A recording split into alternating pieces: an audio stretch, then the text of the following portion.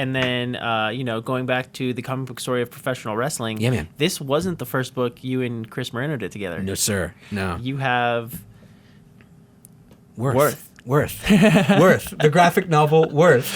Yeah, man, this is an interesting thing. So it says right at the top, Roddenberry presents. Gene Roddenberry is the creator of Star Trek. Yep. And his son Rod Roddenberry, he has a company called Roddenberry Entertainment, and they Trevor Roth specifically had this great idea for like a concept, like not even a full treatment, just like a concept for a graphic novel.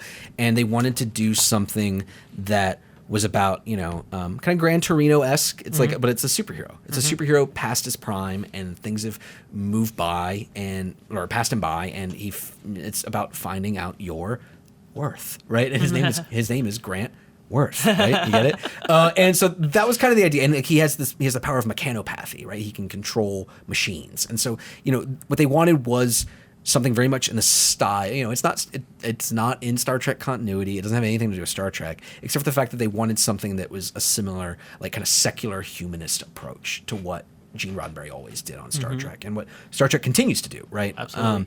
And they came to me, and through Mark Guggenheim, actually. Mark Guggenheim put them in touch with me, because he's like, oh, you should talk to, if you need a comic book writer, a smart guy, he's hungry and looking to do something big, talk to Sitterson. And they did, and we hit it off, and I came to this thing, and, I said, if you can control machines, if you can talk to machines, if it's all about feeling past your prime and like feeling like life has passed you by, and this kind of like this very dour, like contemplative, meditative tone. This was in 2000. This was right after the crash. So this was like 2009, 2010. Yeah. I said, let's set it in Detroit.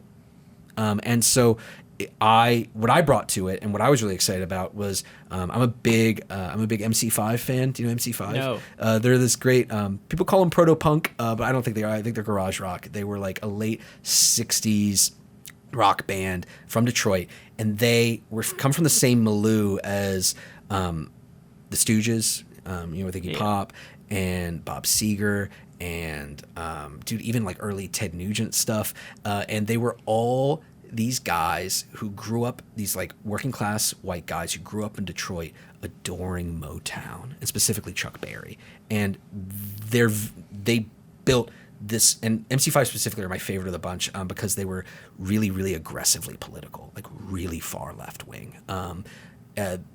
They were part of something called the White Panther Party, which was established to support the Black Panthers. And so they are openly maybe like anarcho-communist is the best way to describe it, but they're really, really far left wing, and they would do these big like anarchic live shows and stuff.